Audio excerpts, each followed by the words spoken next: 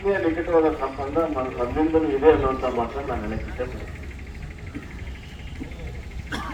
ರಾಜಕಾರಣ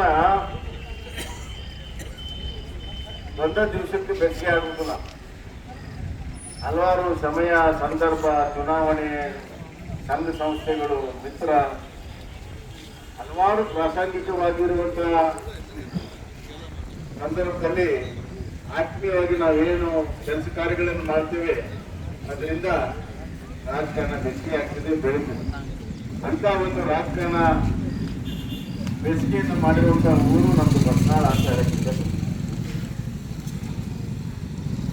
ನಾನು ವಿಧಾನ ಪರಿಷತ್ ಚುನಾವಣೆ ನಿಂತಾಗಲೂ ಕೂಡ ನಾವೆಲ್ಲ ಒಕ್ಕಟ್ಟಾಗಿ ಒಮ್ಮತವಾಗಿ ನನಗೆ ಮತವನ್ನು ಕೊಟ್ಟಿದ್ದೀನಿ. ಆ ಸಂದರ್ಭದಲ್ಲಿ ನಾನು ಶಿಗ್ಗಾಂವ್ ಕ್ಷೇತ್ರ ಶಾಸಕನ ಆಗ್ತೇನೆ ಅಂತ ಅಂದಿರಲಿಲ್ಲ. ಆದ್ರೆ ಈ ಭಾಗದ ಅಭಿವೃದ್ಧಿಗೆ ನಾವು ನಿರಂತರವಾಗಿ ಪ್ರಯತ್ನಗಳನ್ನು ಮಾಡ್ತಾ ಇದ್ದೀವಿ.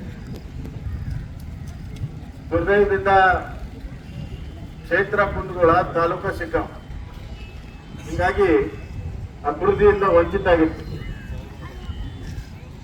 ಏನಾರ ಕೆಲಸ ಕೇಳಿದ್ರ ಶಿಗ್ಗಾಂವ್ ಶಾಸಕರಿಗೆ ಕೇಳಿದ್ರೆ ಅವ್ರು ಕುಂದಗೋಳ ಐತಿ, ನೀವು ಅಲ್ಲಿ ಹೋಗ್ರಿ. ಕುಂದಗೋಳ ಶಾಸಕರಿಗೆ ಕೇಳಿದ್ರೆ ಇಲ್ಲ, ನಿಮ್ ಶಿಗ್ಗಾಂವ್ ತಾಲೂಕು